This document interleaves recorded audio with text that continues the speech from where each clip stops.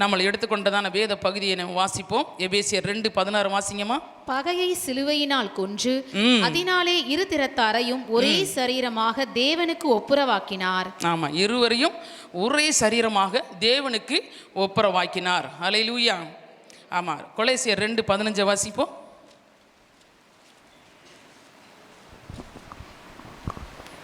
துரைத்தனங்களையும் அதிகாரங்களையும் உரிந்து கொண்டு வெளியரங்கமான கோலமாகி அவைகளின் மேல் சிலுவையிலே வெற்றி சிறந்தார். ஆமென். அவைகளின் மேல் சிலுவையிலே என்ன செஞ்சாரு? வெற்றி சிறந்தார். எவைகளின் மேலே வெற்றி சிறந்தார் அப்படின்னு சொல்லி நம்ம இன்னைக்கு பார்க்க போகிற காரியம் என்னன்னு சொன்னால், எவைகள் மேலே வெற்றி சிறந்தார் அப்படின்னா, ஒவ்வொரு காரியத்தின் மேலே ஆண்டவர் வெற்றி சிறக்கிறார். பாவத்தின் மேலே, சாபத்தின் மேலே, வியாதியில், அக்கிரமத்தின் மேலே, இல்லை ஒவ்வொரு காரியத்திலையும் ஆண்டவர் வெற்றி சிறக்கிறார். இன்றைக்கி நம்ம ஒரு காரியத்தை குறித்து நம்ம பார்க்க போகிறோம். என்ன காரியம் அப்படின்னு சொன்னால், மாமிசத்தை ஆண்டவர் எப்படி ஜெயித்தார், மாமிசத்தில் நம்ம எப்படி ஜெயிக்க வேண்டும், என்னென்ன மாமிசம் நம்மளை அடிமைப்படுத்தி கொள்ளுகிறது அப்படிங்கிறத குறித்து இந்த நாளில் நம்ம பார்க்க போகிறோம். அப்போ அந்த மாமிசத்தில் ஆண்டவர் வெற்றி சிறந்தாரா அப்படின்னு சொல்லி நம்ம பார்க்கணும். மாமிசத்தையும் என்ன ஆண்டவர் ஜெயித்தார். சரியா? முக்கியமான ஒரு வேத பகுதியை வாசிப்போம். 1 கொரிந்தியர் 15:39 வாசிப்போம். மாம்சம் போட்டு சரீரம்னு போட்டுக்கங்க. மாம்சத்தில் சரீரத்தில் எதை வென்றார் அப்படின்னு சொல்லி பார்ப்போம். சரியா? எல்லா மாம்சமும் ஒரே விதமான மாம்சம் அல்ல. மனுஷருடைய மாம்சம் வேறே வேறே, மிருகங்களுடைய மாம்சம் வேறே, மச்சங்களுடைய மாமிசம் வேறே, பறவைகளுடைய மாம்சம் வேறே. பார்த்தீங்கன்னா, ஆமா போதும், எல்லா மாம்சமும் சரீரத்தில் இருக்கிறது. இந்த மாம்சம் எல்லா மாம்சமும் ஒரே மாதிரி இருக்காது. சரியா? இங்கே ஆண்டவர் வேறு பிரித்து காட்டியிருக்கிறாரு. யாருடைய மாம்சம் எதுக்கு அப்படின்னு. நம்ம எல்லா மாம்சமும் நம்ம சாப்பிட்றோமா? சொல்லுங்க பார்ப்போம். எல்லா மாம்சமும் சாப்பிட முடியாது. ஒரு சில மாம்சம் தான் நம்ம சாப்பிட முடியும். அதுதான் நம்ம சரீரத்துக்கு ஒத்து போகும். அது பண்ணி ஆராய்ச்சி பண்ணி கொடுத்து இந்த இதை சாப்பிடணும் அப்படின்னு சொல்லிட்டு, அது மாத்திரம் இல்லை, அவங்க ஆராய்ச்சி பண்ணுறதுக்கு முன்னாடியே வேதத்தில் நமக்கு சொல்லப்பட்டிருக்கிறது. இன்னது தான் நீங்கள் சாப்பிடணும், இதெல்லாம் சாப்பிடக்கூடாது அப்படின்னு தெளிவாக போட்டிருக்குது. லேவியராமன் புஸ்தகத்தை எடுத்து நீங்கள் வாசித்தீங்கன்னு சொன்னால், நம்ம எப்படிலாம் சாப்பிடணும், எதை சாப்பிடக்கூடாதுன்னு தெளிவாக ஆண்டவர் எழுதி வச்சிருக்கிறாரு. சரியா? அப்படி நீங்கள் வாசித்து பாருங்கள். அப்போ இந்த இடத்துல ஆண்டவர் சொல்லியிருக்கிறாரு, இந்த மாம்சம் ஒரே விதமான மாம்சம் அல்ல. மிருகத்தின் மாம்சம் வேற, பறவைகளுடைய மாம்சம் வேற, மனுஷனுடைய மாம்சம் வேற, மிருகத்தினுடைய மாம்சம் வேற. இப்படி வேற வேற மாம்சமாக இருக்கிற இந்த மாம்சத்தை நாம் ஆண்டவர் நமக்கு எப்படி காட்டி கொடுக்குறாரு அப்படிங்கிறத பார்ப்போம். லேவியராகமம் 17:11 வாசிப்போமா. மாம்சத்தின் உயிர் இரத்தத்தில் இருக்கிறது. நான் அதை உங்களுக்கு பலிபீடத்தின் மேல் உங்கள் ஆத்துமாக்களுக்காக பாவ நிவர்த்தி செய்யும்படிக்கு கட்டளையிட்டேன். மாம்சத்தின் உயிர் எப்படி இருக்குது? எதில் இருக்குது? எல்லா மாம்சத்திலும் இருக்கிற அந்த உயிர் எதில் இருக்குன்னு சொன்னால், எதில் இருக்கு? ரத்தத்தில் இருக்குது. சரியா? ரத்தத்தில் இருக்கு. நான் அதை உங்களுக்கு பலிபீடத்தின் மேல் உங்கள் ஆத்மாக்களுக்காக பாவ நிவர்த்தி பண்ணினேன். ஆண்டவர் சொல்றாரு, நம்முடைய பாவங்களுக்கும் அக்கிரமங்களுக்காக ஆண்டவர் நினைஞ்சாரு, அந்த சிலுவையாய பலிபீடத்தை அவர் தெரிந்து கொண்டார். அதில் என்ன செஞ்சாரு? ரத்தத்தை சிந்தினார். சரியா? கட்டளை பெற்றேன், ஆத்மாவிற்காக பாவ நிவர்த்தி செய்கிறது ரத்தமே. எல்லா பாவத்திற்கும் நம்ம மதத்தில் இல்லை, எல்லா மதத்துக்காரங்களுமே ஒரு பாவத்தை அவங்க நிவர்த்தி செய்யணும் அப்படின்னு சொன்னால் அவங்க என்ன செய்வாங்க? ரத்தத்தை சிந்தணும். சரியா? ரத்தம் சிந்தனாத்தே அந்த பாவம் நிவர்த்தி செய்யப்பட்டது அப்படின்னு சொல்லிட்டு சொல்லுவாங்க, செய்வாங்க. சரியா? ஆடுகளை பலியிடுவாங்க, மாடுகளை பலியிடுவாங்க, புறாக்களை பலியிடுவாங்க, காக்காவை பலியிடுவாங்க, நாய்களை பலியிடுவாங்க. ஒவ்வொரு மதத்துக்காரங்களும் ஒவ்வொரு இனத்துக்காரங்களும் ஒவ்வொரு விதமாக ஒவ்வொரு காரியங்களை செய்வாங்க. ஆனால் ஆண்டவர் நெஞ்சார், எல்லாரும் அந்த மாதிரி செய்கிறாங்க, அதெல்லாம் பரிசுத்தமானது அல்ல. நான் யாரு? பரிசுத்தர். ஆகையால் நீங்கள் எல்லாவற்றிலும் பரிசுத்தமாக இருங்கன்னு என்று சொல்லி என்னுடைய பாவத்திற்காக தேவனை என்ன செஞ்சார்? பலிபீடத்தின் மேலே ஏறி பலி செலுத்தப்பட்டார். அல்லேலூயா. அவருடைய ரத்தம் சிந்தப்பட்டது. அதனால தான் அவர் ரத்தம் சிந்தப்பட்டதுனால தான் அவர் உயிர் போனது. எங்கே இருக்குது? ரத்தத்தை என்ன இருக்குது? ஜீவன் இருக்கிறது. அந்த ஜீவனை கொடுத்தார் ஆண்டவர். உனக்காக எனக்காக என்னஞ்சாரு? ஜீவனை கொடுத்தார். அப்போ மாம்சத்தில் என்ன இருக்குது? ரத்தம் இருக்குது. அந்த ரத்தத்தை ஆண்டவர் என்னஞ்சாரு? நமக்காக அந்த சிந்தி ஜீவனை கொடுத்தார். சரியா? அடுத்து பார்த்தீங்கன்னா ரோமர் 7:1-20 வரைக்கும் வாசித்து பாருங்களேன். ரோமர் நியாயப்பிரமாணத்தை அறிந்திருக்கிறவர்களுடனே பேசுகிறேன். நியாயப்பிரமாணத்தை அறிந்திருக்கிறவருடனே பேசுகிறேன். சகோதரரே, ஒரு மனுஷன் உயிரோடு இருக்கும் அளவும் நியாயப்பிரமாணம் அவனை ஆளுகிறது என்று அறியாமல் இருக்கிறீர்களா? அது எப்படி என்றால், புருஷனையுடைய ஸ்திரீ தன் புருஷன் உயிரோடு இருக்கும் அளவும் நியாயப்பிரமாணம். ரோமர் 7:14-20 வரைக்கும், ரோமர் 7ஆம் அதிகாரம். மேலும் நமக்கு தெரிந்திருக்கிறபடி நியாயப்பிரமாணம் ஆவிக்குரியதா இருக்கிறது. நானோ பாவத்துக்கு கீழாக விற்கப்பட்டு மாம்சத்துக்குரியவனாய் இருக்கிறேன். எப்படி எனில் நான் செய்கிறது எனக்கே சம்மதி இல்லை. நான் செய்கிறது எனக்கே சம்மந்தம் இல்லை. எப்படின்னா, நான் மாம்சத்திலே இருக்கிறேன், நான் செய்கிறது எனக்கே சம்பந்தம் இல்லை. நான் விரும்புகிறதை செய்யாமல் நான் வெறுக்கிறதையே செய்கிறேன். நான் செய்கிறேன். இப்படி நான் விரும்பாததை செய்கிறவனா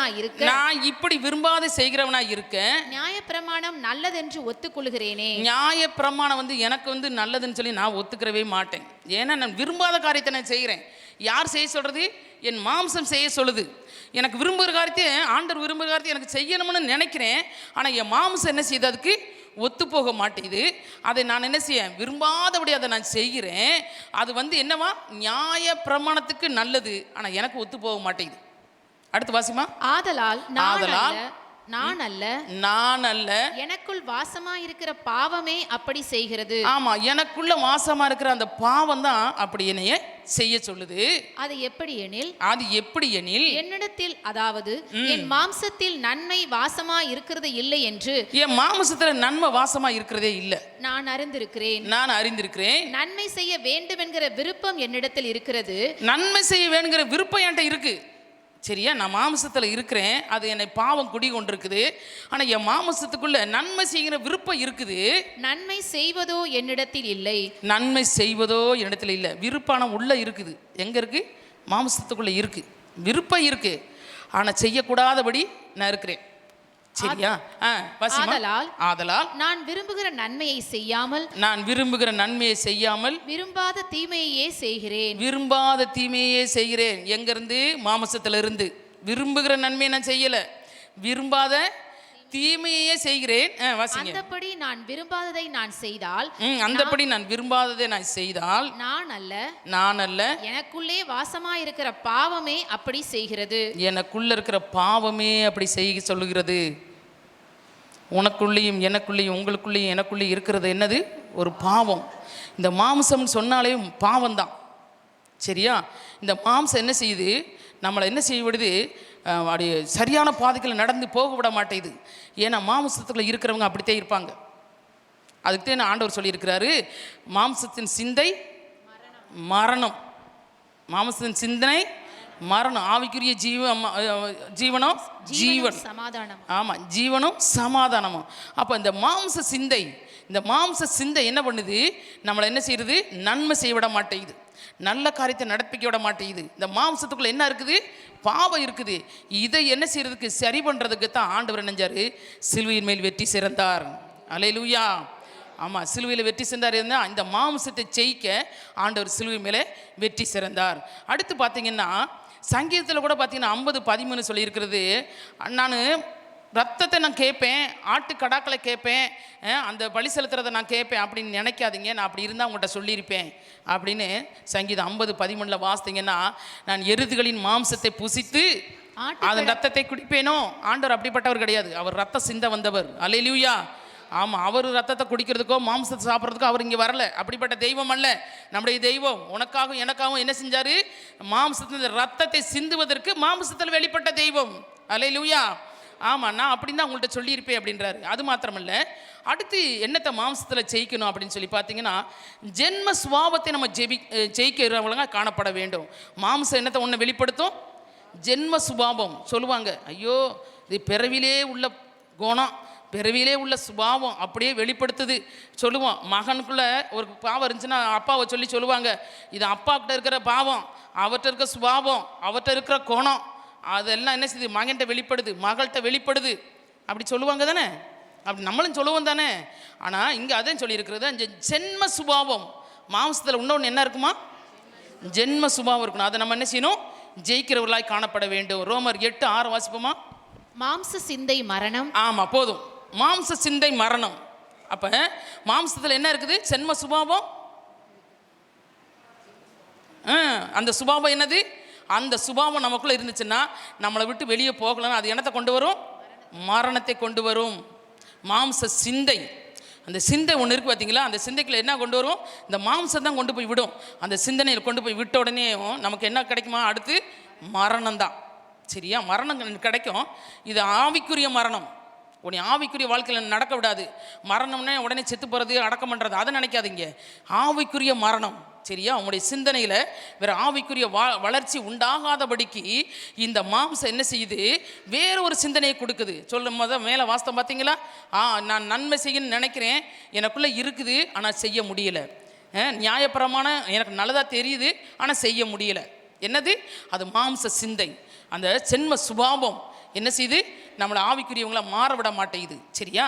அதுக்கடுத்து பார்த்தீங்கன்னா ரோமர் 8:8 வாசிங்க. மாம்சத்துக்கு உட்பட்டவர்கள் தேவனுக்கு பிரியமா இருக்க மாட்டார்கள். ஆமா, பார்த்தீங்கன்னா மாம்சத்துக்கு உட்பட்டவர்கள் யாருக்கு பிரியமா இருக்க மாட்டாங்க? ஆமா, எக்காரணத்தை கொண்டும் நீங்கள் எல்லாத்தையும் நீங்கள் ஆராய்ச்சி பண்ணி பாருங்க, அறிந்து பாருங்க. மாம்சத்தில் உட்பட்டவங்க தேவனுக்கு பிரியமா இருக்கவே மாட்டாங்க. வெளிப்படையாக வேணா அவங்க பிரியமாக இருப்பாங்க, ஆனால் அவங்க உள்ளான மனுஷனில் எப்படி இருக்க மாட்டாங்க? ஆண்டவருக்கு பிரியமாக இருக்கவே மாட்டாங்க. அவங்க எப்படி இருப்பாங்கன்னா, தன்னுடைய மாம்சம் என்னெல்லாம் சொல்லுதோ அதெல்லாம் நிறைவேற்றி முடிச்சுட்டு பேருக்கு வந்து நிற்பாங்க. நான் ஆவிக்குரியவன், நான் ஆண்டவருக்கு பிரியமான பிள்ளை, ஆண்டவருக்கு இதெல்லாம் செய்யணும் அதெல்லாம் செய்யணும் அப்படின்னு சொல்லி வெளிப்படையாக வந்து நிற்பாங்க. எப்போன்னா அவங்களுக்கு விருப்பமானதெல்லாம் நிறைவேற்றிடுவாங்க. எங்கள் மாம்சத்தில் அந்த ஜென்ம சுபாவத்தில் எல்லாத்தையும் செஞ்சு முடிச்சுட்டு அப்புறம் வந்து நிற்பாங்க. நான் ஆண்டவருக்கு நான் அதை செய்ய போகிறேன். அவங்களால ஒன்றுமே செய்ய முடியாது. ஆண்டவருக்கு அவங்க பிரியமாக ஒரு காரியத்தையும் செய்ய முடியாது. அதனால தான் இங்கே சொல்லியிருக்காரு, மாம்சத்திற்கு உட்பட்டவர்கள் தேவனுக்கு பிரியமாக இருக்க முடியாது. எக்காரணத்தை கொண்டு முடியாது. சரியா? ஆண்டவர் தெளிவாக சொல்லியிருக்காரு. அது 8:7 வாசிங்க. எப்படி என்றால் மாம்ச சிந்தை தேவனுக்கு விரோதமான பகை. அது தேவனுடைய நியாயப்பிரமாணத்துக்கு கீழ்ப்படியாமலும் கீழ்ப்படிய கூடாமலும் இருக்கிறது. ஆமா, பாத்தீங்கன்னா இங்க போட்டிருக்கு, இந்த ஜென்ம சுபாவம் என்னன்னா தேவனுக்கு விரோதமான பகை. அதனாலதான் ஆண்டவர் சொன்னாரு, நான் சிலுவையில் அந்த பகையை என்ன செஞ்சேன்? கொல்றேன் அப்படிங்கிறார். அந்த சிலுவை என்ன சிலுவையில் அந்த பகை, இந்த மாம்சத்துக்கு விரோதமாக எழும்புகிறதா அந்த பகை என்ன செய்கிறேன்? நான் சிலுவையில் கொல்றேன் அப்படிங்கிறாரு. சிலுவை அந்த பகையை என்ன செய்கிறார் ஆண்டவர்? சிலுவையில் கொல்றாருமா. சாதாரண கீழே நின்று தரையில் நசுக்கி விடலை ஆண்டவர். சரியா? சிலுவையில் அவர் உயிரை கொடுத்து ஜீவனை கொடுத்து என்ன செய்கிறாரு? அந்த பகையை கொல்றாரு. அப்போ மாம்ச சிந்தை தேவனுக்கு விரோதமான பகை. அந்த பகை என்ன பண்ணுது? என்னென்ன பண்ண சொல்லுது? அது வாசிங்க கீழே. அது தேவனுடைய நியாயப்பிரமாணத்துக்கு கீழ்ப்படிய விட மாட்டேங்குது. கீழ்ப்படியாமலும் கீழ்ப்படிய கூடாமலும் இருக்கிறது. கீழ்ப்படிய கூடாமலும் இருக்கிறது இந்த பகை. சரியா? அந்த ஜென்ம சுபாவத்தின் பகை என்ன பண்ணுது? தேவனுடைய கட்டளைகளையும் பிரமாணங்களையும் நம்ம என்ன செய்ய விடுது? கடைபிடிக்க விட மாட்டேங்குது. சரியா? அதை நம்ம என்ன செய்யணும்? நம்ம மாம்சத்திலேருந்து அந்த பாவ சுபாவத்தை, இந்த ஜென்ம சுபாவத்தை என்ன செய்யணும்? ஒழிக்கணும். சரியா? ஆண்டவர் அதுக்குத்தான் சிலுவையில் மேல் வெற்றி சிறந்தார். அல்லேலூயா. ஆமாம். அடுத்து மாம்சம் இன்னொரு காரியத்தை வெளிப்படுத்தும். என்னன்னா மனித தன்மையை வெளிப்படுத்தும். மாம்சம் என்ன செய்யும்? இன்னொரு காரியத்தை வெளிப்படுத்தும். என்ன அது வெளிப்படுத்தும்? மனுஷத்தன்மை, நம்முடைய சுய ரூபத்தை என்ன செய்யும்? அந்த இடத்துல வெளிப்படுத்தும். சரியா? சங்கீதம் 63:1 வாசிங்களேன். அங்கே தாவீது சொல்கிறாரு, வாசிங்க 63:1. தேவனே நீர் என்னுடைய தேவன். ஆமா, தேவனே நீர் என்னுடைய தேவன். அதிகாலமே உம்மை தேடுகிறேன். வறண்டதும் விடாய்த்ததும் தண்ணீரற்றதுமான நிலத்திலே என் ஆத்துமா உம்மேல் தாகமா இருக்கிறது. என் மாம்சமானது உம்மை வாஞ்சிக்கிறது. என் மாம்சமானது என்ன செய்து? உம்மை வாஞ்சிக்கிறது. ஏன்னா அவர் தண்ணி இல்லாமல் கிடக்கிறாரு, வனாந்தரத்தில் கிடக்கிறாரு. அப்போ அவர் சொல்கிறாரு, தன்னுடைய மாம்சம் என்னத்தை வாஞ்சிக்குது, விரும்புது அப்படிங்கிறத இந்த இடத்துல சொல்கிறார். ஆண்டவரே நீங்கள் என்னுடைய தேவன் தான், என்னை காப்பாற்றுங்க அப்படின்லாம் சொல்லாமல் என் மாம்சம் என்ன செய்யுது? என்னத்தை வாஞ்சிக்குது? உம்மை வாஞ்சிக்கிறது. அப்போ மாம்சம் தண்ணியில் ஒன்றும் இல்லை, அதனால் வாஞ்சிக்குது. எதுக்கு? நீங்கள் எனக்கு தண்ணி கொடுப்பீங்க, எனக்கு ஆகாரம் கொடுப்பீங்க, என்னை போசிப்பீங்க அப்படின்னு என் மாம்சமானது என்ன செய்யுது? நோக்கி பார்க்குது. இது என்ன தன்மை? மனுஷத்தன்மை. இது ஆவியில் இல்லை.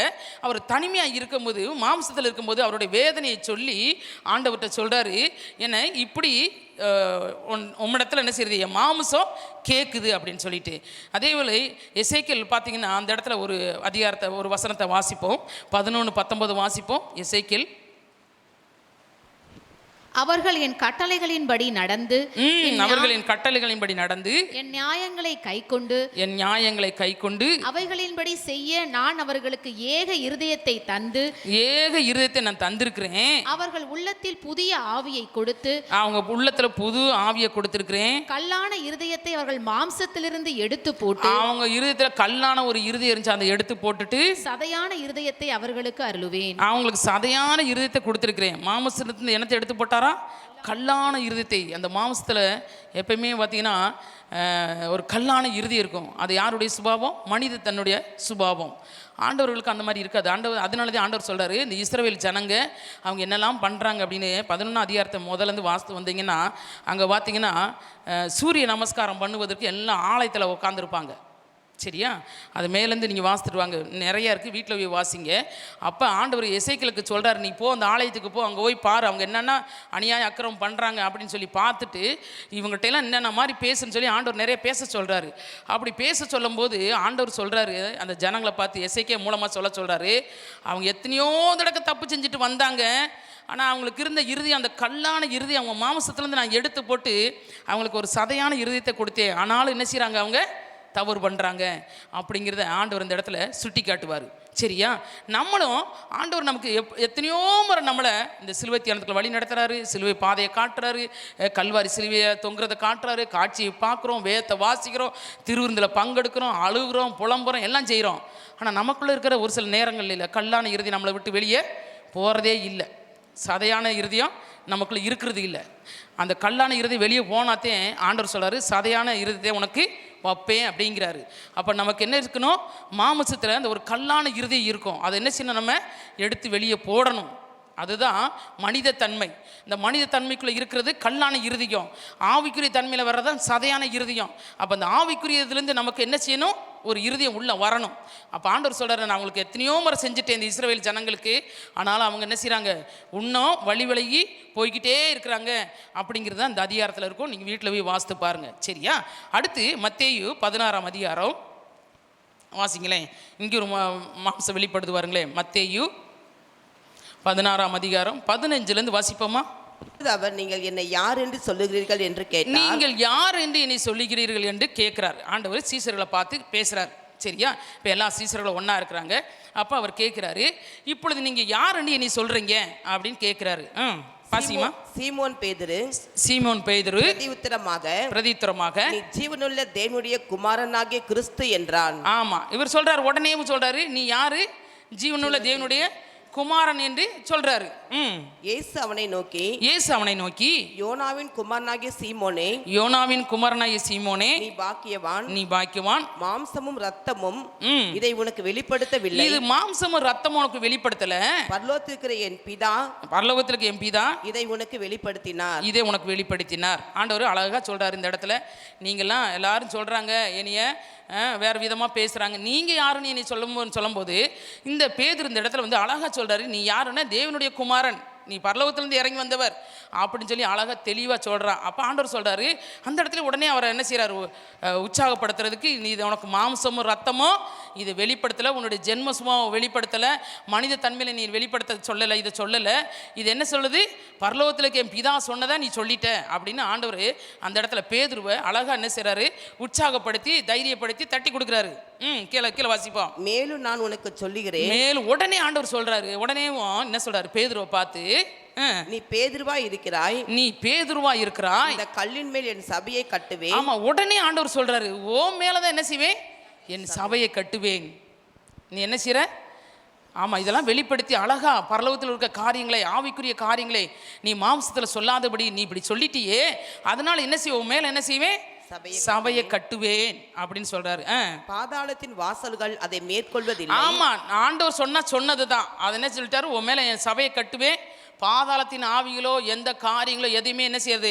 மேற்கொள்ளாது. இன்னைக்கு வரைக்கும் அதுதான் நடந்துகிட்டு இருக்குது. எத்தனை வேறு சபைக்கு விரோதமாக எழும்பினாலும் ஆண்டவர் என்ன சொல்லிக்கா தெரியுமா? அந்த ஆவியெல்லாம் நம்ம சபையை ஒரு நாள் மேற்கொள்ளாது. அது மாமிசத்தில் வர்றது, ரத்தத்தில் வர்றது, வேற எதுலேயோ வர்ற ஒரு ஆவி. அந்த ஆவி, அந்த மனுஷிக ஆவி என்ன செய்யுது? சபையை மேற்கொள்ளாது. ஆண்டவர் இந்த இடத்துல தெளிவாக பேதுருவோட பேசுறாரு, இது ஒன்றும் என்ன செய்யுது? எந்த ஆவி மேற்கொள்ளாது அப்படின்னு சொல்லிட்டு அதுக்கடுத்து வசனத்தை வாசிங்க. பரலோகத்தின் திறவுகோலை நான் உனக்கு உனக்கு தருவேன். பரலோகத்தின் திறவுகளையே உனக்கு நான் தர்றேன். எவ்வளோ எவ்வளோ பாக்கியத்தை பெற்ற மனுஷன் பாருங்க. பரலோகத்தின் திறவுகோலை என்ன செய்வேன் உனக்கு தருகிறேன். பூலோகத்திலே நீ கட்டுகிறது எதுவோ, நீ பூலோகத்துல நீ எதை கட்டுறையோ அது பரலோகத்துல கட்டப்படும். பூலோகத்தில் நீ கட்டவிழ்ப்பது எதுவோ, ஆமா, அது என்ன செய்யும்? பரலோகத்திலையும் கட்டவிழ்க்கப்படும். நீ இங்க என்னென்ன செய்கிறியோ அது பரலோகத்துல செய்யப்படும். நீங்க என்னென்ன ஆண்டவருக்காக எதெல்லாம் கட்டவிழ்த்து விடுறியோ அது அங்க என்ன செய்யும்? கட்டவிழ்த்து விடப்படும். சரியா? ஆண்டவர் இவ்வளவு அழகா பேசிக்கிட்டு இருக்கும்போது திடீர்னு என்னஞ்சிருச்சு? மாம்சம் இங்கே வெளிப்பட்டுருச்சு. மனித தன்மை என்னஞ்சிருச்சு? இங்கே வெளிப்பட்டுருச்சு. வாசிங்க 21 வாசிமா. அது முதல் இயேசு தாம் எருசலேமுக்கு போய், ஆமா, உடனே சொல்றாரு. அப்போ மாம்சத்தில் பேசாமல் இவங்க ஆவிக்குரிய பரலோக பாசைகளை பரலோக காரியங்களை பேசும்போது ஆண்டவர் தெளிவாக அவங்கள்ட்ட பேசிட்டு வர்றாரு. நான் எப்படிலாம் இருப்பேன், என்ன செய்வேன் அப்படிங்கிறதெல்லாம் சொல்கிறதுக்கு இப்போ வர்றாரு. நான் எருசலேமுக்கு போக போகிறேன், எனக்கு என்ன நடக்க போகுது அப்படிங்கிறத சொல்கிறாரு. மூப்பராலும் பிரதான ஆசாரியராலும் வேத பாரகராலும் பல பாடுகள் பட்டு கொலையுண்டு 3ஆம் நாளில் எழுந்திருக்க வேண்டும் என்பதை தம்முடைய சீஷர்களுக்கு சொல்ல தொடங்கினார். உடனே என்ன செஞ்சிட்டாரு? தாம் செய்ய போற, நம்ம பாடுபட போற காரியத்தை, சிலுவைக்கு போற காரியத்தை குறித்து, சரி இப்படி ஆவிக்குரியவனா இருந்து மாம்சத்துல பேசாதபடி தேவ ரகசியங்களை பேசிட்டானே அப்படின்னு சொல்லிட்டு ஆண்டவர் நினைஞ்சாரு. சொல்றாரு, நான் இப்படி போவேன், என்னை இப்படிலாம் செய்வாங்க, எல்லாரும் கூடி ஆலோசனை பண்ணி என்ன செய்வாங்க, என்னைய பாடுகளை படுத்தி கொலை செய்வாங்க அப்படின்னு சொன்ன உடனேவும் இங்க என்ன வெளிப்பட்டுருச்சு? அப்பொழுது ஆமா, மாம்சத்தன்மை, மனுஷத்தன்மை என்ன செஞ்சிருச்சு? வெளிப்பட்டுருச்சு. உடனே என்ன பண்றான் பேதுரு? அவரை தனியே அழைத்து கொண்டு போய், ஆண்டவரே இது உமக்கு நேரிடக்கூடாது. இப்ப எங்க வந்துருச்சு? மனுஷத்தன்மை வெளிப்படுது. சரியா? இது என்ன செய்யக்கூடாது? உமக்கு நேரிடக்கூடாது, இது உமக்கு சம்பவிப்பது இல்லை என்று அவரை கடிந்து கொள்ள தொடங்கினான். பாருங்க, நான் இந்த இடத்துல இப்பத்தான் கொஞ்ச நேரத்துக்கு முன்னாடி அங்க சொன்னா நீ தேவனுடைய குமாரன், வானத்திலிருந்து இறங்கி வந்தவர், ஜீவனுள்ள தேவனுடைய குமாரன் என்று சொன்னவே இங்கே வந்த உடனே என்ன பண்ணிட்டான்? அந்த மனுஷுக்கு தன்மை, அந்த மனித தன்மை, இந்த மாம்ச தன்மையை உடனே வெளிப்படுத்துறான். கடிந்து கொள்ள தொடங்கினான். ஆண்டவரை பார்த்து சொல்றான், கடிந்து கொள்றான். ஆண்டவரை பார்த்து நம்ம கடிந்து கொள்ள முடியுமா? சரியா? அவ்வளோ உறவு. அந்த மாம்சம் என்ன செய்து அவனை அப்படி பேச சொல்லுது. உடனே என்ன பண்ணார் ஆண்டவர்? பின்னால் திரும்பி பார்த்து என்ன செஞ்சார்? அப்படி செய்வேன், உனக்கு திறவுகளை கொடுப்பேன், உனக்கு தேவாலயத்தை கொடுப்பேன், நீதேன் பாரு, ஓமலதே சபை கட்டுவாங்க, பாதாளத்தின் வாசல் மேற்கொள்ளாது, அப்படி இப்படின்னு சொன்னவர் அடுத்த நிமிஷமாக என்ன சொன்னார் தெரியுமா? தேவனுடைய காரியத்துக்கு விரோதமாக எழும்பும்போது பின்னாலே போ சாத்தானே அப்படின்னு சொல்கிறார். சரியா? மனுஷத்தன்மை மாம்சத்திலிருந்து எப்போ வெளிப்படுதோ அப்போ நம்ம என்ன இருக்கோம்? தேவனுக்கு விரோதமான பகையாளியாக நம்ம மாறி விடுவோம். ஒரு நாளும் நம்ம என்ன செய்யக்கூடாது? அந்ததுக்கு நம்ம இடம் கொடுக்கக்கூடாது. அப்போ மாம்சம் எதை வெளிப்படுத்துது? மனுஷத்தன்மையை வெளிப்படுத்துது. சரியா? அதுக்கு நம்ம ஒரு நாளும் இடங்கள் கொடுக்கூடாது. வேதத்தில் என்ன சொல்லியிருக்குது? வேதத்தின்படி நடக்குதா சபை? வேதத்தின்படியே இருக்கிறாங்களா அப்படின்னு சொல்லி ஆராய்ஞ்சு பார்க்கணும். நம்மளும் கூட ஒரு சில நேரத்தில் நிறைய ஆலோசனை கொடுக்கறதுக்கு முன்னாடி வர்றோம். அப்படிலாம் செய்யக்கூடாது. சரியா? சபையினுடைய காரியங்கள், ஒழுங்குகள் எல்லாம் வேற. வேதம் சபையின்படி நடக்கிறது. அதுக்கும் விசுவாசிகளுக்கும் ஆவிக்குரியவர்களாக இருக்கிற நீங்களுக்கும் உங்கள் மாம்சத்தின்படி எந்த ஆலோசனையும் கொடுக்கறதுக்கு யோசனை பண்ணி செய்யணும். இங்கே அப்படித்தான் பேதுரு கூடயே இருந்த சீசன், கூடயே இருந்த பிரதான சீசன் அப்போஸ்தலர் என்ன பண்ணுறாரு? ஆண்டவரே ஒரு செகண்டை போ சாத்தானே அப்படின்ட்டாரு. உங்களை சொன்னால் நீங்கள் ஏற்றுக்குருவீங்களா? நீங்கள் சொல்கிறத நாங்கள் ஏற்றுக்கிறணும். அப்படி இருக்காதுங்க. சரியா? அது என்ன தன்மை? மாம்சத்தில் வெளிப்படுற மனுஷத்தன்மை, அது நமக்கு இருக்கக்கூடாது. சரியா? அடுத்து ஒரு காரியம் வெளிப்படுது. என்ன வெளிப்படுதுன்னா, நெருங்கிய உறவுகள். மாம்சத்தில் நெருங்கிய உறவுகள் வரும். அந்த உறவு தன்மையை நம்ம என்ன செய்யணும்? ஜெயிக்கணும். சரியா? ஆதியாகமம் 29:14 வாசிங்க. நான் சொல்லிகிட்டே போயிடுறான், டைம் ஆகுது. அப்போ பார்த்தீங்கன்னா இங்கே லாபான் என்ன செய்கிறான்? யாக்கோப்பை பார்த்து சொல்கிறான். அவை எல்லா கதையும் சொல்கிறான். யாக்கோப்பு என்ன செய்கிறான்? ஏசானால் துரத்தப்பட்டு இங்கே வந்துடுறான், லாபான் வீட்டுக்கு வர்றான். வந்தோடனே சொல்கிறான், நான் உன்னுடைய சகோதரியுடைய மகன் அப்படின்னு சொன்னனே அவன் சொல்கிறான், நீ என்னன்னு? என் மாம்சத்தின் ஆமாம், எலும்பும் என் மாம்சத்தின் மாம்சமும். அப்படி பார்த்தீங்கன்னா அந்த உறவை எப்படி கொண்டு வர்றாரு பார்த்தீங்களா? நீ தான் என்ன, யாரு?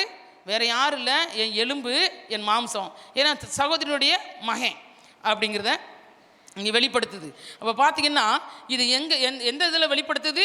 மாம்சத்தில் உறவுகளை கொண்டு வர்ற காரியம். சரியா? அடுத்து மத்தேயு 12:47 வாசிப்போம். 40லேருந்து 50 வரைக்கும் வாசிப்போமா? அப்பொழுது ஒருவன் அவரை நோக்கி உம்முடைய தாயாரும் உம்முடைய சகோதரரும் உம்மோடே பேச வேண்டுமென்று வெளியே நிற்கிறார்கள் என்றான். ஆமா, ஆண்டவர் ஒரு இடத்துல உபதேசம் பண்ணிட்டு கொண்டிருக்காரு. பேசிட்டு இருக்கும்போது ஒருத்தன் வந்து சொல்றான், உம்முடைய தாயாரும் உம்முடைய சகோதரர் எங்க வந்திருக்கிறாங்க? வெளியே வந்து உம்மை பார்க்கறதுக்கு நிற்கிறாங்க அப்படின்னு சொன்ன உடனேயும் அதுக்கு அடுத்து வாசிங்க. தம்மிடத்தில் இப்படி சொன்னவனுக்கு அவர் பிரதியுத்தரமாக என் தாயார் யார், என்னுடைய தாயார் யாரு, என் சகோதரர் யார் என்று சொல்லி என்னுடைய சகோதரர் யார் என்று சொல்லி தம்முடைய கையை தமது சீஷர்களுக்கு நேரே நீட்டி, இதோ என் தாயும் என் சகோதரரும் இவர்களே. ஆமென், அல்லேலூயா. ஆமாம், ஏசாமி மாம்சத்தில் வந்தார், பூமிக்கு வந்தார். அவருக்கும் ஒரு உறவுகள் இருந்துச்சு. ஆனால் அவர் என்ன சொல்கிறார் தெரியுமா?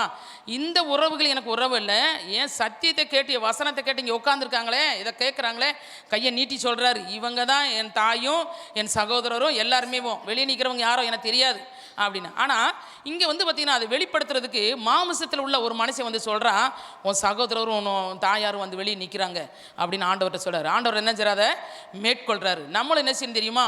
ஆவிக்குரிய ஜீவித்தில் நம்ம மாம்சமானவங்க, நம்ம உறவுகள் வந்து நம்ம ஊழியத்தைவோ நம்ம ஜெபத்தைவோ நம்ம ஆவிக்குரிய காரியங்களை கெடுக்கிறதுக்கு வந்தாங்கன்னா அதெல்லாம் நீங்கள் என்ன செய்யணும்? அப்படி இருந்துட போகிறீங்களா? அப்படி வந்தாங்கன்னா நீங்கள் என்ன செய்யணும்? ஜெயிக்கணும். ஆமாம், அதை சொல்கிறதுக்கு நீங்கள் யார்? உறவா? வர்றீங்களா, சாப்பிட்றீங்களா, தூங்குறீங்களா, எந்திரிக்க உங்களுக்கு வேணுங்கிறத கொடுக்குறோமா, போயிடணும். ஆவிக்குரிய ஜீவித்தில் உங்களுக்கு குறுக்கிடுறாங்கன்னா நீங்கள் என்ன செய்யணும்? அதை ஜெயிக்கிறவங்கள காணப்படணும். அதுக்காண்டி சண்டை போட சொல்லலை, பேசுகிற விதமாக பேசி அவங்கள என்ன செய்யணும்? ஆவிக்குரிய ஜீவித்தில் அவங்கள உள்ள இழுக்காத அளவுக்கு நீங்கள் பாதுகாத்து கொள்ளணும். சரியா? ரோமர் 9 பவுல் சொல்கிறார் இங்கே இடத்துல. ரோமர் 9:3 வசனத்தை வாசிப்போம். மாம்சத்தின்படி என் இனத்தாராகிய என் சகோதரருக்கு பதிலாக நானே கிறிஸ்துவை விட்டு சபிக்கப்பட்டவனாக வேண்டும் என்று விரும்புவேனே. பார்த்தீங்கன்னா அங்கே இங்கே இந்த இடத்துல பவுல் சொல்கிறாரு, நிறைய அப்படி இயேசுக்கு அடையாளமாக ஒரு சில காரியங்கள்லாம் பவுலுடைய வாழ்க்கையில் அப்படியே நடக்கும். சரியா? அப்படி நடக்கிறதுல இந்த இடத்துல சொல்கிறாரு, மாம்சத்தின்படி என் இனத்தாராகி என் சகோதரருக்கு பதிலாக நானே கிறிஸ்துவை விட்டு சபிக்கப்பட்டவனாக போவேன் என்று விரும்புகிறேனே அப்படிங்கிறார். ஏன்னா நிறைய நெருக்கங்கள் இவருடைய ஆவிக்குரிய ஜீவித்துக்கு, இவருடைய ஊழியத்தின் காரியங்களில் நிறைய காரியங்கள் என்ன செய்கிறாங்க? அவங்க சொந்த வந்தங்க அவரை வந்து ரொம்ப டார்ச்சர் கொடுக்குறாங்க. அடுத்து சொல்கிறார் 9வது வசனத்தை வாசிங்க. அந்த வாக்கு 5வது வசனத்தை வாசிங்க. பிதாக்கள் அவர்களுடையவர்களே, மாம்சத்தின்படி கிறிஸ்துவும் அவர்களில் பிறந்தாரே. ஆமா, இந்த இடத்துல சொல்றாரு, இப்படி நான் என் மாம்சத்துல எனக்கு என் இனத்தார்கள்லாம் இப்படி தொந்தரவு பண்றாங்க. ஆனா ஆண்டவரை பற்றி அவர் சொல்கிறாரு, பிதாக்கள் அவர்களுடைய யார்? இஸ்ரவேல் ஜனங்களோட சேர்ந்தவர்களே, மாம்சத்தின்படி கிறிஸ்துவும் அவர்களில் பிறந்தவரே, இவர் என்றென்றைக்கும் ஸ்தோத்தரிக்கப்பட்ட, இவர் மட்டும்தான் என்றென்றைக்கும் ஸ்தோத்தரிக்கப்பட்டவர், சர்வத்திற்கு மேலான தேவன். அல்லேலூயா, ஆமென். ஆமாம், பிதாவுக்கு ஒப்பனையாக இயேசு கிறிஸ்துவை பற்றி இந்த இடத்துல பவுல் சொல்கிறாரு. பிதாக்கள் அவர்களுடையவர்களே, யாருடைய? இஸ்ரவேல் ஜனங்களுடையவர்களே பிதாக்கள். அவங்களுக்கு மாத்திரம் இல்லை, நமக்கு உரியவர்கள் தான். ஆனால் இந்த இடத்துல பவுல் பிரித்து காட்டுறாரு, அவர்கள் உடையவர்களே. அது மாத்திரமல்ல, மாம்சத்தில் கிறிஸ்துவும் எங்கே பிறந்தார்? அவங்கள்ட்ட தான் பிறந்தார். ஒரு குறிப்பிட்ட ஜனதங்க தேர்ந்தெடுத்துட்டு அந்த கூட்டத்தில் தான் அவர் பிறந்தார், மாம்சத்தில் பிறந்தார். அவர் தான் நீங்கள் சொல்கிற மாதிரி உங்கள் பேச்சை கேட்டு நான் கிறிஸ்துவை விட்டு வர்றதுக்கு நான் ஆள் கிடையாது. நீங்கள் சொந்தமாக இருக்கலாம், அண்ணனாக இருக்கலாம், தம்பியாக இருக்கலாம், அக்காவாக இருக்கலாம், தங்கச்சியாக இருக்கலாம், அப்படி வர முடியாது. ஆனால் அந்த மாம்சத்தில் வந்த இயேசு கிறிஸ்து தான் எல்லாம் என்றென்றைக்கும் எப்படிப்பட்டவர்? ஸ்தோத்திரிக்கப்பட்டவர். அவர் தான் சர்வத்திற்கு மேலான தெய்வம். அல்லேலூயா, ஆமாம் அப்படின்னு சொல்லிட்டு பவுல் அந்த இடத்துல சொல்கிறாரு. சரியா? அதே மத்தேயு 10ஆம் அதிகாரம் 37 வாசிப்போமா? தகப்பனையாவது தாயையாவது என்னிலும் அதிகமாய் நேசிக்கிறவன் எனக்கு பாத்திரன் அல்ல. மகனையாவது மகளையாவது என்னிலும் அதிகமாய் நேசிக்கிறவன் எனக்கு பாத்திரன் அல்ல. பாத்தீங்களா? ஆண்டவர் இந்த இடத்துல தெளிவா சொல்றாரு, இந்த உறவுகளை வைத்து சொல்றாரு. கணவனாவது, மனைவியாவது, மகனாவது, மகளாவது, அப்பாவாவது, அம்மாவாவது என்னை காட்டில் நீ அதிகமாக நேசித்தீங்கன்னா எனக்கு நீ என்ன செய்ய மாட்டேன்? பாத்திரம். நான் எனக்கு சீசனாக இருக்க மாட்டேன், என்னுடைய பிள்ளையாக இருக்க மாட்டேன், நீ எதுக்குமே லாய்க்கு இல்லை. அப்படின்னு ஆண்டவர் என்ன சொல்றாரு, ஒதுக்கி விட்டுருவார்.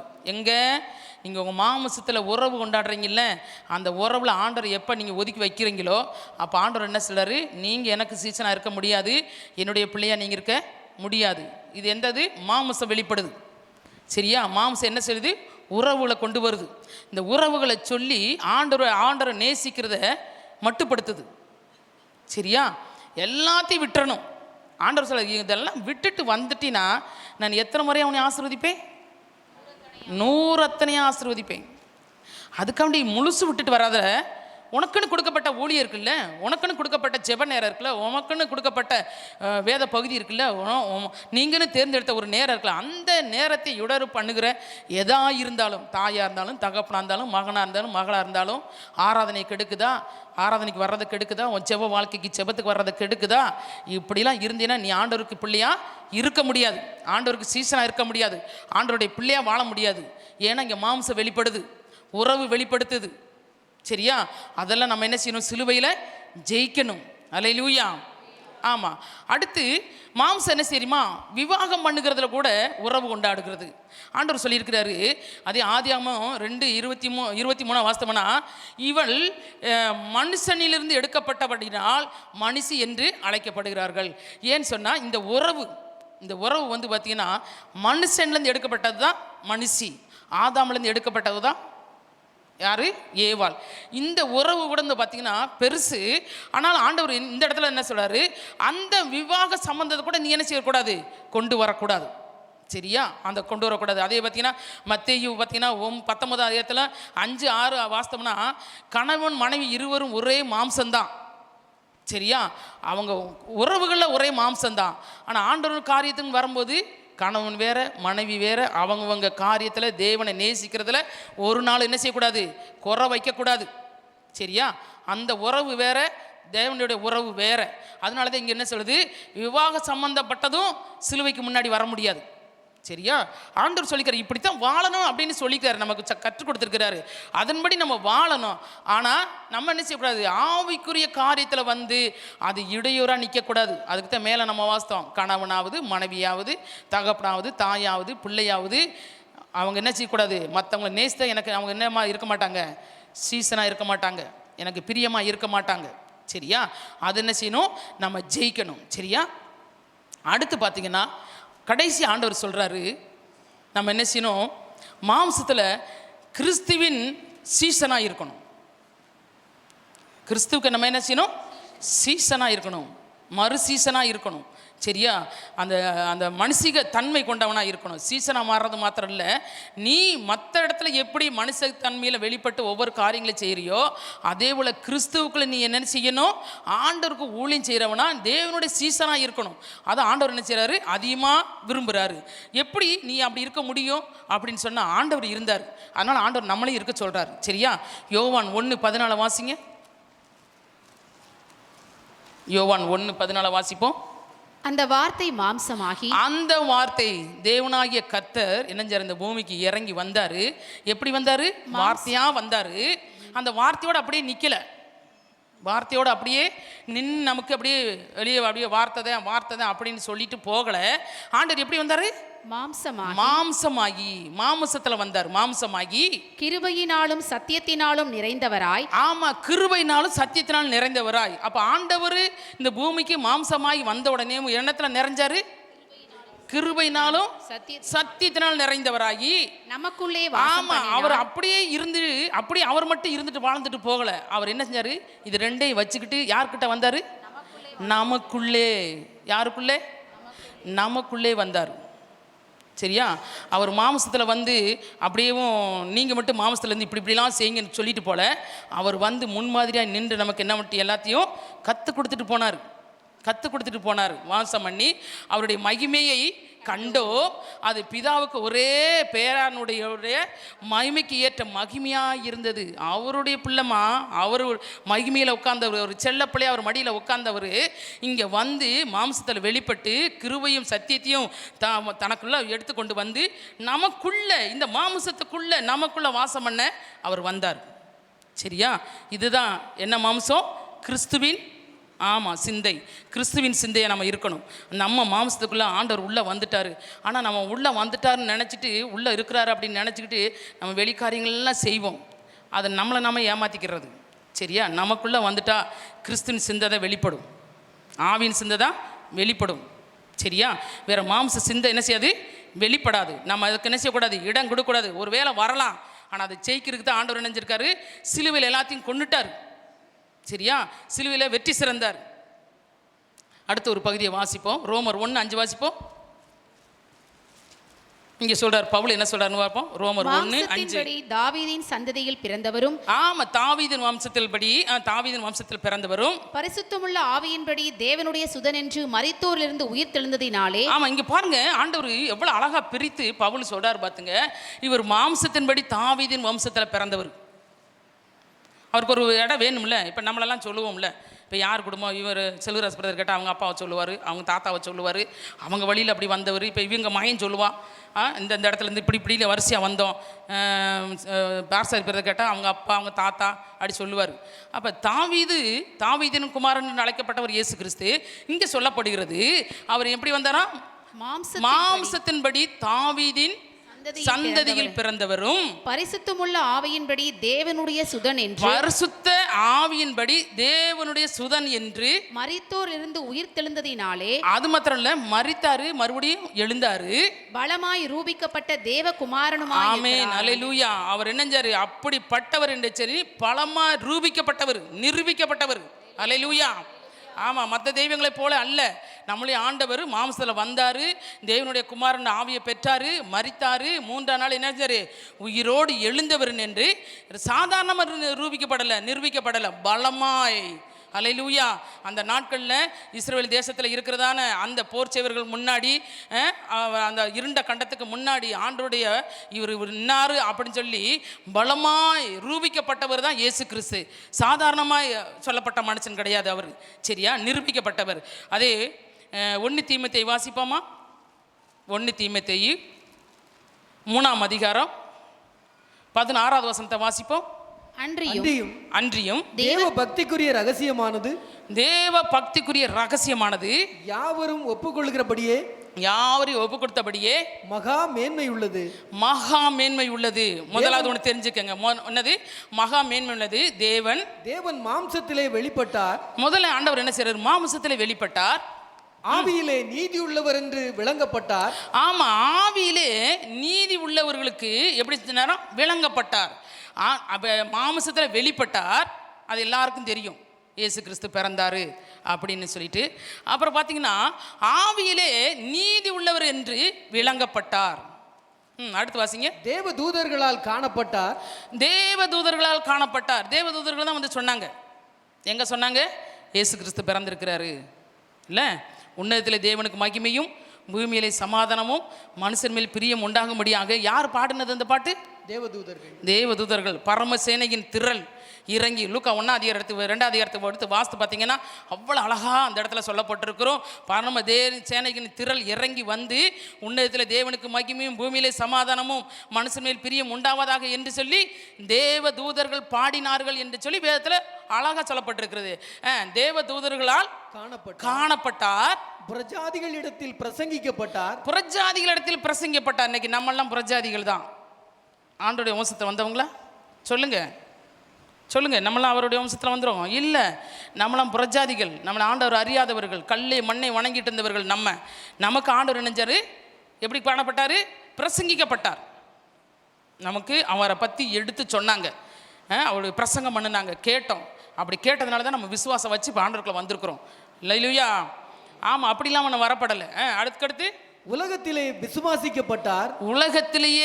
விசுவாசிக்கப்பட்டார். இன்னைக்கு உலகத்தில் விசுவாசிக்கப்பட்டார்னு சொன்னால் இயேசு கிறிஸ்து பிறந்த பிறகுதான் கிமு கிபி அப்படிங்கிறதெல்லாம் வந்துச்சு. இன்னைக்கு எத்தனாவது ஆண்டவர் பிறந்து எத்தனாவது வருஷம்? ஆமாம், ஆண்டவர் பிறந்து 2026. உலகம் முழுசும் அந்த நம்பர் தான் போடணும். அந்த நம்பர் போடாமல் அவங்க என்ன பண்ணாலும் அது செல்லாது. செக்கும் செல்லாது, பத்திரமும் செல்லாது, இறப்பு சர்டிஃபிகேட் செல்லாது, பிறப்பு சர்டிஃபிகேட் செல்லாது, எதுவும் செல்லாது. யாரை போடணும்? இயேசு கிறிஸ்து பிறந்து இந்த வருஷம் இத்தனாம் தேதி இந்த மாதம் இப்படி எனக்கு ஒரு சர்டிஃபிகேட் வேணும் அப்படின்னு கேட்டிங்கன்னா இயேசு கிறிஸ்து என்ன செஞ்சார்? ஆமாம், உலகத்தில் என்ன சார் எல்லாரும் நம்பும்படியாக விசுவாசிக்கும்படியாக வெளிப்பட்டார். அதுக்கடுத்து மகிமையிலே ஏறெடுத்துக் கொள்ளப்பட்டார். மகிமையிலே ஏறெடுத்துக் கொள்ளப்பட்டார். அல்லேலூயா. கடைசியாக ஆண்டவர் நினைஞ்சாரு, மகிமையிலே எடுத்துக்கொள்ளப்பட்டார். எல்லாரும் பார்த்துட்டு இருக்க கலிலேயராகிய எல்லா மனுஷரும் அந்த தேசத்தில் பார்த்துட்டு இருக்கும்போது ஆண்டவர் நினைஞ்சாரு, மகிமையில் போனாருமா. யாரும் காணாமல் மறைஞ்சு போகல ஆண்டவர். அவர் எடுத்துக்கொள்ளப்படும் போது எப்படி போனார்? அவர் ஒரு மகிமை அப்படியே தூக்கி கொண்டு போனது. அவர் மகிமையில் எடுத்துக்கொள்ளப்பட்டார். அந்த வசனம் மறுபடியும் வாசிங்க பிரதர், மேலிருந்து. அன்றியும் தேவ பக்திக்குரிய ரகசியமானது யாவரும் ஒப்புக்கொள்ளுகிறபடியே மகா மேன்மை உள்ளது. மகா மேன்மை உள்ளது. தேவன் மாம்சத்திலே வெளிப்பட்டார். மறுபடியும் எல்லாரும் வசனத்தை பாருங்க. மாம்சத்திலே வெளிப்பட்டார். ஆவியிலே நீதியுள்ளவர் என்று விளங்கப்பட்டார். ஆவியிலே நீதி உள்ளவர் என்று விளங்கப்பட்டார். தேவதூதர்களால் காணப்பட்டார். தேவதூதர்களால் காணப்பட்டார். பிரஜாதிகளிடத்தில் பிரசங்கிக்கப்பட்டார். பிரஜாதிகளிடத்தில் பிரசங்கிக்கப்பட்டார். உலகத்திலே விசுவாசிக்கப்பட்டார். உலகத்திலே விசுவாசிக்கப்பட்டார். மகிமையிலே ஏறெடுத்துக் கொள்ளப்பட்டார். மகிமையிலே ஏறெடுத்துக் கொள்ளப்பட்டார். அல்லேலூயா. அப்படிப்பட்ட தெய்வத்தை தான் நீங்களும் நானும் என்ன செய்கிறோம்? நம்ம சிலுவையில் அவர் பட்ட பாடுகளை நினைத்து ஆண்டவருக்கு மகிமை செலுத்தும்படியாக நம்ம மேல் வைத்த அன்பு அந்த சிலுவையில் வெளிப்பட்டதை குறித்து நம்ம தியானித்து கொண்டு வருகிறோம். சரியா? நம்ம சாதாரணமாக ஒரு ஆண்டவரை நம்ம பின்பற்றி வரலை. சரியா? மார்க் 10:21 வாசிங்க. மார்க் 10:21. இயேசு அவனை பார்த்து அவனிடத்தில் அன்பு கூர்ந்து, உன்னிடத்தில் ஒரு குறைவு உண்டு. நீ போய் உனக்கு உண்டானவைகளையெல்லாம் விற்று தரித்திரருக்கு கொடு. அப்பொழுது பரலோகத்திலே உனக்கு பொக்கிஷம் உண்டாயிருக்கும். பின்பு சிலுவையை எடுத்துக்கொண்டு என்னை பின்பற்றி வா என்றார். ஆமா, ஐஸ்வர்யவான்களும் பணக்காரங்களும் செல்வந்தர்களும் படிப்புள்ள வசதியில் நல்ல பொசிஷனில் இருக்கிறவங்களாம் என்ன செய்ய தெரியுமா? அவ்வளோ சீக்கிரம் ஆண்டவர்கிட்ட வரமாட்டாங்க. ஆண்டவர் இங்கே ஒரு பெரிய பணக்காரனை பார்த்துட்டு ஒரு செல்வந்தனை பார்த்தேன்னு சொல்கிறாரு, உனக்குள்ளதெல்லாம் விற்று நீ என்ன செய்கிற எல்லாருக்கும் கொடுத்துட்டு நீ என்ன செய்யணும்? உனக்குன்னு ஒரு சிலுவை இருக்குது, அந்த சிலுவை தூக்கிட்டு என்னை பின்பற்றி வா அப்படிங்கிறார். சரியா? அடுத்து இன்னொரு வசனத்தை கூட நம்ம வாசிப்போம். சரியா? 2 யோவான் லூக்கா வாசிங்க. லூக்கா வாசிடுவோம். லூக்கா 14:27 வாசிங்கம்மா. லூக்கா 14:27. தன் சிலுவையை சுமந்து கொண்டு எனக்கு பின் செல்லாதவன் எனக்கு சீஷனா இருக்க மாட்டான். நீ சிலுவை எடுத்துக்கொண்டு எல்லாத்தையும் வித்துட்டு என்னை பின்பற்றி வான்னு சொல்லி அவனை பார்த்து ஐஸ்வர்யவனை பார்த்து சொல்கிறாரு. பார்த்தீங்களா? அப்போ இங்கே சொல்கிறாரு, நீ என்ன செய்யணும்? எல்லாவற்றையும் விட்டுட்டு எனக்கு பின்னாடி சிலுவை எடுத்துகிட்டு வரலன்னா நீ எனக்கு சீசனாக இருக்க முடியாது, நீ என்னுடைய பிள்ளையாக இருக்க முடியாது. என்னுடைய சிலுவையை நீ சுமக்க வேணாம், அவருடைய சிலுவையை அவர் சுமக்கிறார் தான். ஆனால் உனக்கும் எனக்கு ஆண்டவர் நினைஞ்சிருக்காரு, ஒரு சிலுவையை கொடுத்துருக்கிறாரு. அந்த சிலுவையை எடுத்துக்கொண்டு என்ன செய்யணுமா? ஆண்டவரை பின்பற்றி கொண்டு வரணுமா. மெத்த யாரையும் பின்பற்றி போகக்கூடாது. சிலுவையை நீ தூக்கிக்கிட்டு வேற பக்கம் போயிடக்கூடாது, நடிகர் பக்கம் போயிடக்கூடாது, நடிகை பக்கம் போயிடக்கூடாது. சரியா? அரசியல்வாதி பக்கம் போயிடக்கூடாது. யாரை பின்பற்றி வரணும்? கிறிஸ்துவை பின்பற்றி வரணும், இயேசுவை பின்பற்றி வரணும். என்னைய பின்பற்றிட்டு வா அப்படின்னு சொல்லி ஆண்டவர் சொல்கிறாரு. அதே ரோமர் 6:10 வாசிப்போமா? 6-10 வரைக்கும் வாசிங்க. ரோமர் 6ஆம் அதிகாரம் 6ஆம் வசனம் 10 வசனம் வாசிப்போமா? நாம் இனி பாவத்துக்கு ஊழியம் செய்யாதபடிக்கு, இனி நம்ம என்ன செய்யக்கூடாது? பாவத்துக்கு ஊழியம் செய்யாதபடிக்கு, பாவ சரீரம் ஒளிந்து போகும் பொருட்டாக. ஆமா, பாவ சரீரம் ஒளிந்து போகணும். நம்முடைய பழைய மனுஷன் அவரோடு கூட சிலுவையில் அறையப்பட்டது என்று அறிந்திருக்கிறோம். ஆமா, இந்த இருக்கிற இந்த மாம்சத்தின் எண்ணங்கள் சிந்தனைகள்லாம் சிலுவையில் அறையப்பட்டிருக்கணும். மரித்தவன் பாவத்திற்கு நீங்கி விடுதலையாக்கப்பட்டிருக்கிறானே. ஆமா, மரிச்சு போனவங்க நினைஞ்சிட்டாங்க, அவங்கள பத்தி நீங்க நினைக்க கூடாது. மரிச்சு போனவங்களை பற்றி நினைக்கக்கூடாது. ஒருவேளை பிரிவு நமக்கு வருத்தத்தை கொடுக்கலாம். சும்மா அவங்களையும் நினச்சிட்டு உட்காந்துருந்தோம்னா நம்ம ஒன்றும் செய்ய முடியாது. அவங்க நினைச்சிட்டாங்க, பாவத்தை விட்டு விலகி போயிட்டாங்க, அவங்க நீங்களாக்கி விடுதலையாக்கி போயிட்டாங்க. ஆகையால் கிறிஸ்துவுடனே கூட நாம் மரித்தோமானால், நாம கிறிஸ்துவோட கூட மரித்தோமானால் அவருடனே கூட பிழைத்தும் இருப்போம் என்று நம்புகிறோம். ஆமா, அவரோடு கூட நம்ம பிழைத்து இருக்கிறோம் என்று சொல்லி நம்ம நம்புகிறோம். அவருக்காக நாங்கள் என்ன செய்யணும்? மரிக்கிறதுக்கு ஆயத்தமாக இருக்கணும். எதில்? ஊழியத்தில், ஜெபத்தில், விசுவாசத்தில், நம்பிக்கையில் என்ன செய்யணும்? அவரை போல வாழ்ந்து, அவரை போல விசுவாசத்தில் வளர்ந்து, அதில் என்ன செய்யணும்? நீங்கள் உங்களை என்ன செய்யணும்? மறிக்கிறதுக்கு உங்களை ஒப்பு கொடுக்கணும். உங்களை என்ன செய்யறது? தாழ்த்துறதுக்கு, உங்களை ஒடுக்கிறதுக்கு என்னத்துக்கும் ஒப்பு கொடுக்கணும். சரியா? வாசிங்க பிரதர். மரித்தோரில் இருந்து எழுந்த கிறிஸ்து இனி மரிப்பதில்லை என்று அறிந்திருக்கிறோம். ஆமா, அவர் இன்னும் மறிக்க போறதில்லை. ஒரு இடத்தை நமக்கு மறிச்சிட்டாரு, இனி மறிக்க போறதில்லை. மரணம் இனி அவரை ஆண்டு கொள்வதில்லை. மரணமும் அவர் ஆண்டு கொள்வதில்லை. நீங்களும் கிறிஸ்துக்குள்ள ஆவிக்குரிய ஜீவியத்தில் வளர்ந்துட்டீங்கன்னா நம்மளும் என்ன செய்ய மாட்டோம்? ஆவிக்குரிய ஜீவியத்தில் நமக்கு ஒரு மரணம் வராது. ஏன்னா அந்த அளவுக்கு நீங்கள் அழகாக ஆழமாக வேறு ஊண்டணும். நம்ம வேறு உண்டாமல் நிற்கிறதுனால தான் இங்கிட்டும் சாஞ்சு எல்லா காரியத்திலும் மாம்சத்துக்கு இடம் கொடுப்போம். இல்லை மாம்சத்தில் என்னென்ன காரியங்கள் வெளிப்படமோ எல்லாம் வெளிப்படும். அடுத்து நம்ம கிறிஸ்துக்குள்ளேயும் வந்து பார்ப்போம். அப்படி இருக்கக்கூடாது. ஒரு இடத்தை ஆண்டவர் மறைச்சிருக்கிறாரு, ஒரு இடத்த உயிர்த்தெழுந்துட்டாரு. நம்மளும் என்ன செய்யணும்? ஆவிக்குரிய ஜீவித்தில் எப்படி போகணும்? தேவனுக்கென்று பிழைத்திருக்கிறவர்களாய் போகணும். வாசிங்க பிரதர் கடைசி. அவர் மரித்தது பாவத்திற்கென்று ஒரே தரம் மரித்தார், அவர் பிழைத்திருக்கிறது தேவனுக்கென்று பிழைத்திருக்கிறார். ஆமா, ஒரு இடக்கம் மறிச்சிட்டாரு, இனி இணைஞ்சிருக்காரு, பிழைச்சிருக்கிறாரு. நம்ம செஞ்சிருக்கிறோம், ஏற்கனவே பாவத்தில் வாழ்ந்த நம்ம மறிச்சிட்டோம். இப்போ நம்ம யாருக்கென்று பிழைத்திருக்கணும்? ஆமாம், அவருக்கண்டு பிழைத்திருந்து நம்ம என்ன செய்யணும்? நம்முடைய ஜீவத்தை செய்யணும். அப்படி இருந்தோம்னா நம்ம பாவத்தை ஈஸியாக ஜெயிக்கலாம். இந்த மாமிசத்தில் வர்றதான ஒவ்வொரு காரியங்களையும் நம்ம என்ன செய்யலாம்? சிலுவையில் ஆண்டவர் கொன்னுட்டாரு, ஜெயித்துட்டாரு, எல்லாவற்றையும் குலைத்து போட்டாரு. நம்ம என்ன செய்யலாம்? வெற்றி சிறக்கலாம். எல்லோரும் எழுந்து நிற்கலாமா? எழுந்து நின்று, ஆண்டவரே மாமிசத்தில் வர்றதான காரியங்கள் எல்லாவற்றையும் ஆண்டவரே நாங்கள் என்ன செய்யணும்? ஆமாம், அழிச்சு போட்டுறணும், குலைச்சி போட்டுறணும். நம்மகிட்ட ஒன்றுமே இருக்கக்கூடாது. சரியா? எல்லாரும் எழுந்து நின்று ஆண்டவர் நோக்கி பார்க்கலாம். ஆண்டவரே, இந்த மாம்சத்தில் வெளிப்படுற காரியம் எங்களுக்குள்ளே காணப்படக்கூடாது ஆண்டவரே என்று சொல்லி நம்ம என்ன செய்யணும்? நம்ம ஜெபிக்க போகிறோம். ஹல்லேலூயா, ஹல்லேலூயா, ஹல்லேலூயா.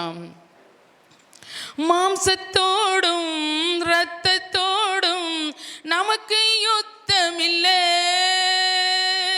மாம்சத்தோடும் இரத்தத்தோடும் நமக்கு யுத்தமில்லை. பழங்கொண்டு திடமனதாயிருப்போமே, இந்த பாரதத்தை சுற்றி சுற்றி சுதந்தரிப்போமே. பழங்கொண்டு திடமனதாயிருப்போமே, இந்த பாரதத்தை சுற்றி சுற்றி சுதந்தரிப்போமே. எழுப்புதலின் நேரமல்லோ இது, என்னுடைய நேரமல்லோ. எழுப்புதலின் நேரமல்லோ இது, உன்னுடைய நேரமல்லோ. எக்காலம் ஊதி எரிகோவை பிடிப்போ, ஆரவார துணியோடு கானானுக்குள் நுழைவோ. எக்காலம் ஊதி எரிகோவை பிடிப்போ, ஆரவார துணியோடு கானானுக்குள் நுழைப்போ.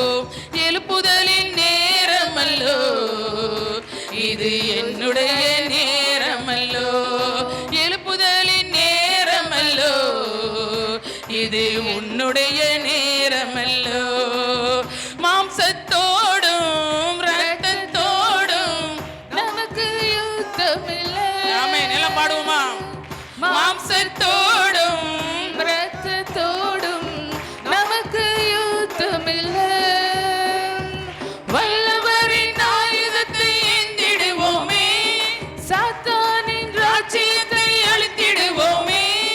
வல்லவரின் ஆயுதத்தை ஏந்திடுவோமே, சாத்தானின் ராஜ்யத்தை அழித்திடுவோமே.